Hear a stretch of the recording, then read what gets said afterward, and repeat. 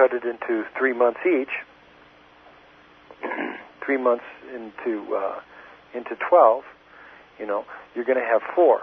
So if you just cut it a little bit less than that, shave off a few weeks, a couple weeks rather, 2.5, you can just mathematically do this. But what I would be more interested in the conversation, you're making an argument that these negative frequencies need people to do something in practice as a way of helping produce an antidote. I'm not talking materials. I can talk with you later, maybe with some of your other experts that have better expertise in that field than I. But what I know is that these are the way that nature intended. And if you have an antidote frequency, say G flat on the piano, if you have that frequency coming at you, there's the 435, the orange, yellow, orange, you can visualize the blue-violet color in your mind. Let it go through all your cells. Let it go in your lungs. Let it go into your digestive system. Let it travel through your skin. Let it emanate through you. And as you visualize this color and you're breathing in this color, feel the effects it has on you. Does it calm you? Does it make you feel lighter? Does it make you feel more aware? And you can watch the results. Now, don't be afraid of these things. Remember, this is a neutralizing effect. If it's making a negative effect on you, and you can relate it to this frequency that's coming down, some people aren't sure, then I would suggest doing it for a short period of time, maybe only a couple minutes, meditating on this. And then you can also play that frequency that corresponds to, in this case, I have to digress to the piano again, but the frequency, incidentally, is not a true D sharp on the piano. It's a D sharp. It's between D and D sharp, so that blue-violet color is actually in between the two of D and D sharp. So I suggest that if you have an instrument that you can tune to the note between D and D sharp, I would suggest you do that.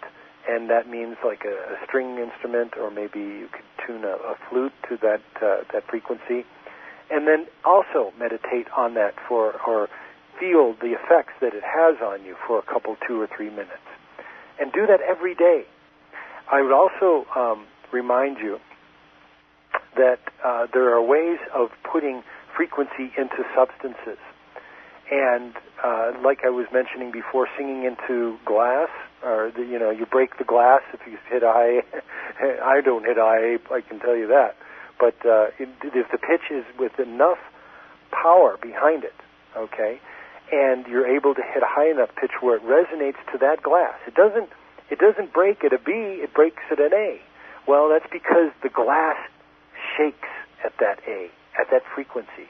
The same thing applies when you hold a tuning fork and then you hit the same frequency with the same tuning fork and you hold it close to the other tuning fork. That sine wave will start to vibrate the other tuning fork without putting any kind of movement at all on that tuning fork, because it vibrates at that same frequency. What I'm telling you now is that nature intended us to do that very thing. The more we vibrate with our food, the more we get out of it, the more we assimilate it, the more we get energy out of it. And the same thing goes with the frequencies around it. If we can hear the tones, if we're picking up on our subtle body, these frequencies that are being directed at us, and they're not helpful, they're negative frequencies, use this particular method.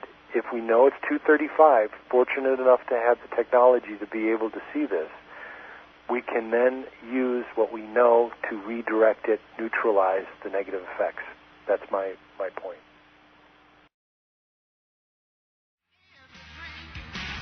And welcome back, ladies and gentlemen. Welcome back to the Story Behind the Story. Tonight's show, ladies and gentlemen, features Dr. Dean Lloyd.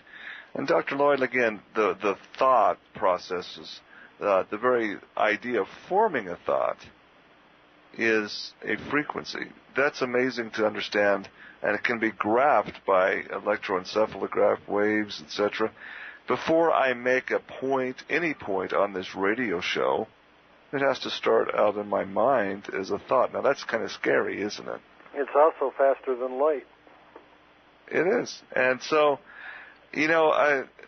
so much of the time, the good people in this country that know something is really stinking in the garbage pan, okay? So much of the time you get into a negative spiral that you become your mind becomes so overwhelmed with the negativity that you begin to create a reality that is not a good thing. You know, and don't get me wrong, I'm not saying we're all supposed to be sticking our head in the sands and singing Pollyanna, Polly Wolly Doodle all the day. No, we need to focus on truth of who is manipulating this.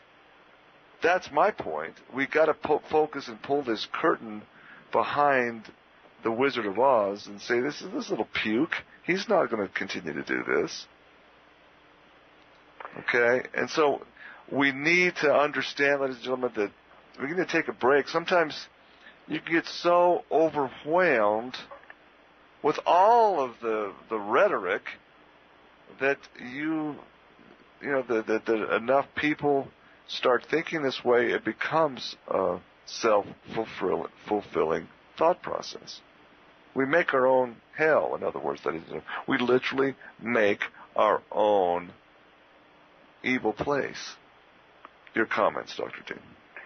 Right. You get enough people thinking that something's going to happen. It's going to happen. In other words, you put enough energy into a thought form, then that energy takes over. What I would never use the method of fear, confusion. I would never stoop to levels that would make people feel bad to learn. That is I would not do that. There's no reason to lie. If you come from the place where I like to tell patients that in whatever level that they're at, it's saying, okay, if you can understand this about yourself, you may not have it all yet, but you continue to put yourself, if you do everything right, you can't be wrong. And putting also the attention on how you are perceiving something, if it's something that gives you confusion or doubt, it means you don't understand these things. So what they're doing it makes sense to what they're doing, but it doesn't make sense to what I'm doing. So if I'm doing what I'm doing, and I'm thinking in terms of, boy, how good can you make me feel? What's going to make me feel good today? Where do I want to put my energy? Where's that little Geiger counter inside me that says that feels good today? Well, that's what I would suggest. We all have that ability to move into those directions, which I hope that people listen. And if they're in tune, they will align themselves with what their inner voice is telling them to help protect them if they need protection, help align themselves if they need to clear, like in detoxification, and what they need for nutrients in their body. Listen. It's I went through my first Native American sweat. My sweetheart grabbed me by the ear and says, "You're coming with me," 2 weeks ago. It wasn't about 2 weeks ago. It was the new moon, okay? It was a Lakota ceremony. And the topic was communication. And how, and when it came around to my time to speak, I said, well, I've been told that I need to be a better listener. And that's the communication that I wish to relay, is that if we're in our bodies, we can't, you got to respect the temple and what we put in it.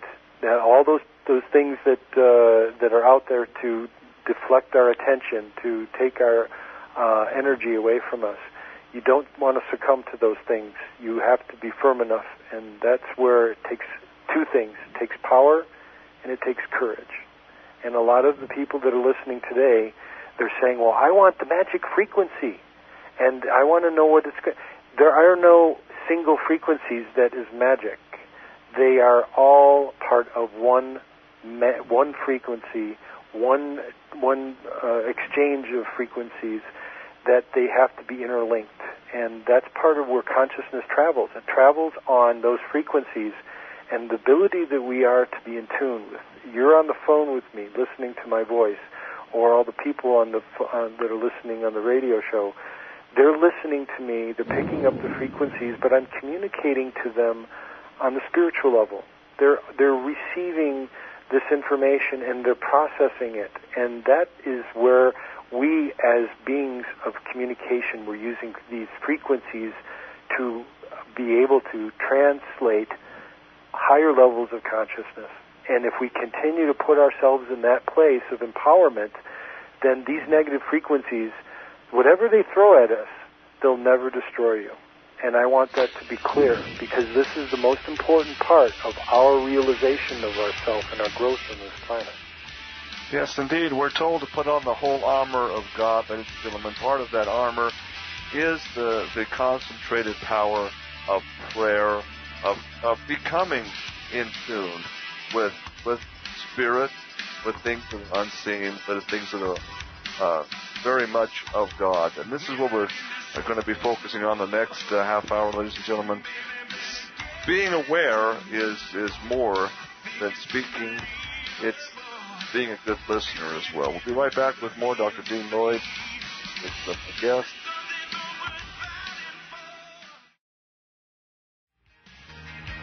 And welcome back to the final segment tonight of the story behind the story, ladies and gentlemen. My special guest tonight, Mr. Dean Lloyd, Dr. Dean Lloyd, I should say. So, Dr. Dean, before we go too much further in the show, we need to let the people know how they can get your book, Accutone, how if they would want to learn so much more about this topic. You have a book written. It's in paperback, and it's very, very informative. How do they get a hold of you? Okay, thank you, Drew. It's Accutone. It's www.accutone.com, and you can also order it through Red Wing Books. You can order it through Amazon.com. It's in every school in the country that offers acupuncture in their curriculum.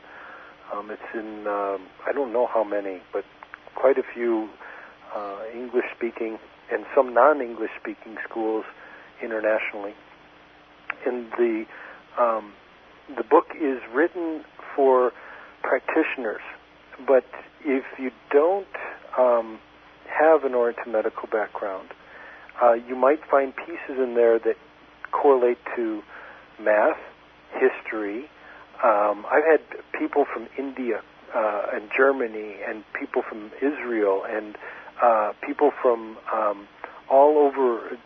I've had people that had said, one example in India, they said, my master had told me of this, the interval, and how did you know this? He says, no one else is supposed to know this.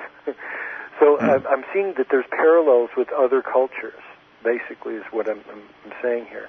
And if you read the book, you'll find that there's a direct relationship to the color frequencies. So I was bugged to basically create these charts that explained all this, because after the book came out, I made other additions that were related to Chinese medicine, and also the chakra system. So what I found that it wasn't the same at all. It was a different system that was. It's kind of fun to be able to get science to confirm your work. Okay, and what I realized is that I was trying to think of the chakra system in a Chinese way, and it never worked.